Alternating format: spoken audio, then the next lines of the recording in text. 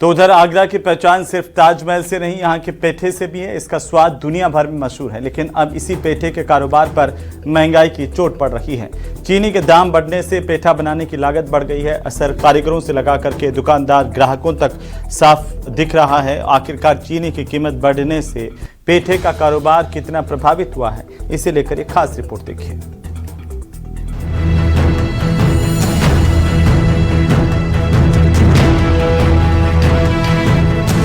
ताज की नगरी आगरा, जहां आने वाला पर्यटक ताजमहल की तस्वीर के साथ पेठे का स्वाद भी अपने साथ लेकर जाता है। लेकिन अब इस मीठे कारोबार में महंगाई ने कड़वाहट घोल दी है। पेठा बनाने के लिए सबसे जरूरी चीजों में शामिल चीनी के दाम बढ़ने से लागत का पूरा गणित बिगड़ गया है। कच्चा माल महंगा हुआ तो असर सीधे पेठे की कीमत और कारोबार पर पड़ने लगा है।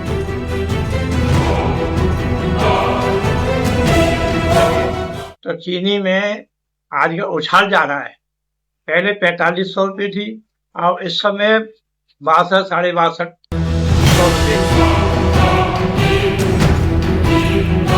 महंगाई का पहला असर पड़ा है पेठा बनाने की लागत पर। चीनी महंगी हुई तो हर बैच की लागत बढ़ गई। अब कारीगर के सामने चुनौती है, कीमत बढ़ाए तो ग्राहक पर असर, कीमत ना बढ़ाए तो मुनाफा का।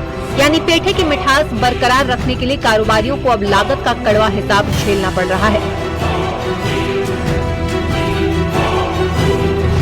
क्या असर पड़ा है, क्या कहना चाहेंगे?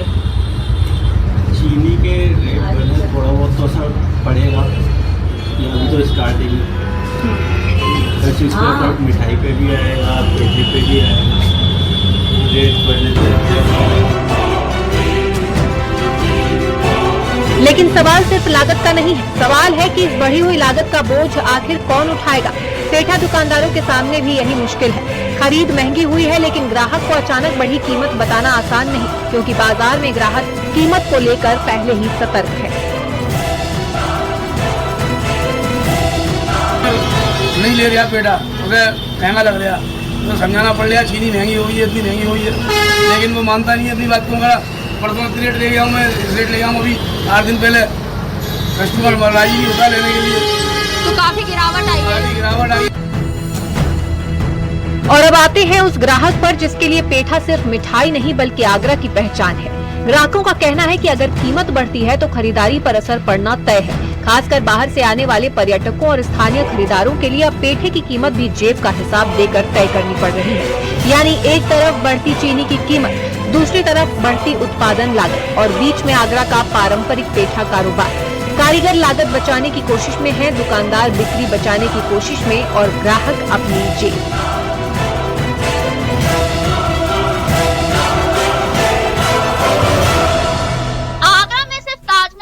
यहाँ का पेठा भी दुनिया भर में मशहूर है, लेकिन अब इस मिठाई की मिठास को महंगाई की मार झेलनी पड़ रही है। चीनी के रेट बढ़े तो पेठा कारोबारियों की लागत बढ़ी, जिसका असर पेठे की कीमतों पर साफ नजर आ रहा है। शिवानी त्यागी, न्यूज़ 8।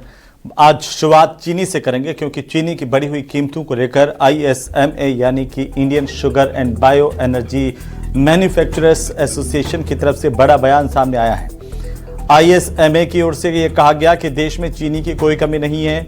ISMA के मुताबिक देश में चीनी का उत्पादन और भंडारण दोनों पर्याप्त मात्रा में है। संगठन ने कहा कि बढ़े हुए दामों की वजह भी सामने रखी है। ISMA ने कहा कि पिछले कुछ हफ्तों में बल्क बाइंग की वजह से चीनी की कीमतों में उछाल आया है।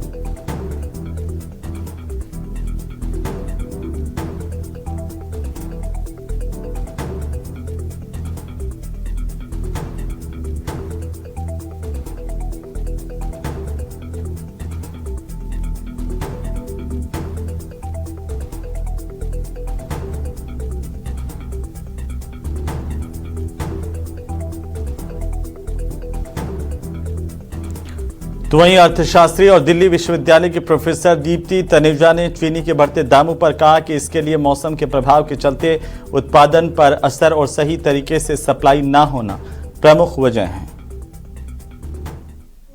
बारिशें बहुत ज्यादा हो गई हैं, मॉनसून मोर देन प्रेडिक्टेड जो रिकॉर्ड हुआ है उसके चलते जो ट्रांसपोर्ट नहीं हो पा रहा है दिल्ली जैसे शहरों में, क्योंकि नासिक से ही सब जगह जाना होता है, तो नॉर्थ इंडिया में खास करके दिल्ली जैसे शहरों में और बाकी जो नॉर्थ इंडिया के शहर हैं उनमें प्याज का प्रोडक्शन जो हुआ है वो सप्लाई नहीं पहुंच पा रही है, जिसके चलते ये इमीडिएट गैप आया है और प्राइस बढ़ा है। लेकिन देखिए सरकार इस पे पहले से ही प्रिपेयर्ड थी, हालांकि इतनी बारिश होगी और ट्रांसपोर्ट इम्पैक्ट होगा उसके लिए नहीं प्रिपेयर्ड थी, लेकिन सरकार ने इमीडिएट स्टेप लिया। जो कांदा एक्सप्रेस चलाई है कि रोड ट्रांसपोर्ट को ना देखते हुए कि रोड ट्रांसपोर्ट पे स्लो होगा और अगर वैसे भी अगर ट्रक्स वगैरह डिलेड पहुंचे तो सीधा कांदा एक्सप्रेस चलाई है। कांदा जैसे प्याज कहलाता है महाराष्ट्र में, तो नासिक से सीधा दिल्ली।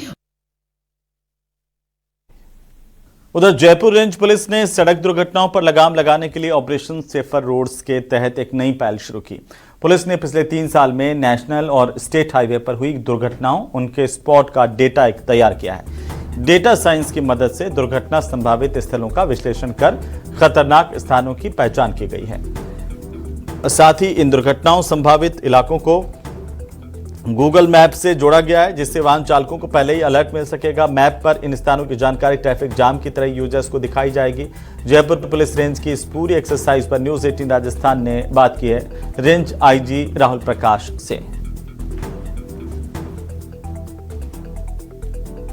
रोड सेफ्टी आज भी एक बहुत बड़ा कंसर्न बना हुआ है और कम से कम 12 से 15 हज़ार लोग राजस्थान में जो है जो मौत के शिकार होते हैं एक्सीडेंट्स की वजह से, रोड एक्सीडेंट्स खासतौर पे, और उसके अलावा जो है देश भर में तकरीबन ये आंकड़ा 1.5 लाख तक पहुंचता है।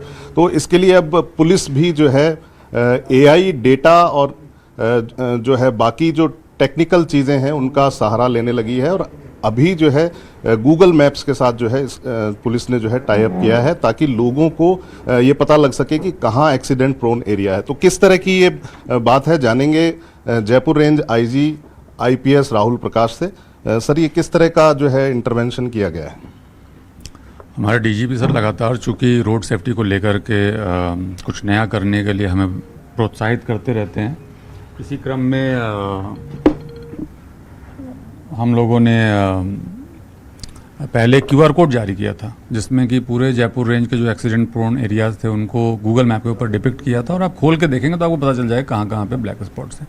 बट हम चाह रहे थे कि गूगल मैप पे नेविगेट करते समय खुद ही गूगल मैप की तरफ से ये अलर्ट आ जाए कि आगे एक्सीडेंट प्रोन एरिया है। तो वो शुरुआत हो गई है और उसमें अगर आप ड्राइव कर रहे हैं और आगे अगर कोई एक्सीडेंट प्रोन एरिया है तो गूगल से एक तो आपको पॉपअप आएगा और साथ में वॉइस के माध्यम से बताएंगे कि एक्सीडेंट प्रोन एरिया सामने है। तो जो एक्सीडेंट प्रोन एरिया है तो उनमें किस तरह का टेक्निकल इंटरवेंशन है या किस तरह की जो है उसमें खामी है? क्या साइकोलॉजिकल खामी है या क्या जो है कुछ ऐसे मोड होते हैं या उनमें जो है टेक्निकल खामियां हैं? तो इसके लिए जो है किसी विभाग से 2 वे कम्युनिकेशन भी रहता है। जो एक्सीडेंट्स को लेकर के जो हमारी विस्तृत मीटिंग होती है वो जिला स्तरीय मॉनिटरिंग कमेटी होती है कलेक्टर की अध्यक्षता में, और जयपुर कमिश्नरेट का जो क्षेत्र है उसमें जो जेडीसी होते हैं उनकी अध्यक्षता में ये कमेटी होती है जो लगातार काम करती है। उसमें सभी डिपार्टमेंट्स हैं, एनएचआई भी है, पीडब्ल्यूडी भी है, पुलिस भी है और अदर एजेंसीज भी जुड़ी हुई रहती है, नगर निगम इत्यादि भी। वो एक अलग पार्ट है जिसमें कि आप एक्सीडेंट के कारणों का विश्लेषण करते हैं और उसको किस तरीके से दूर कर सकते हैं उन पॉइंट्स को, उसके लिए काम करते हैं और वो काम तो अभी भी चलता रहेगा। इसके अंतर्गत भी हम लोग ये कोशिश कर रहे हैं कि जो एक्सीडेंट के स्पॉट्स हैं उसकी हम 3 महीने में समीक्षा करते रहें और अगर कहीं पे एनएचआई के या पीडब्ल्यूडी के इंटरवेंशन से जो प्रॉब्लम है दूर हो जाती है तो उसको भी ब्लैक स्पॉट से हम लोग हटा पाएँ।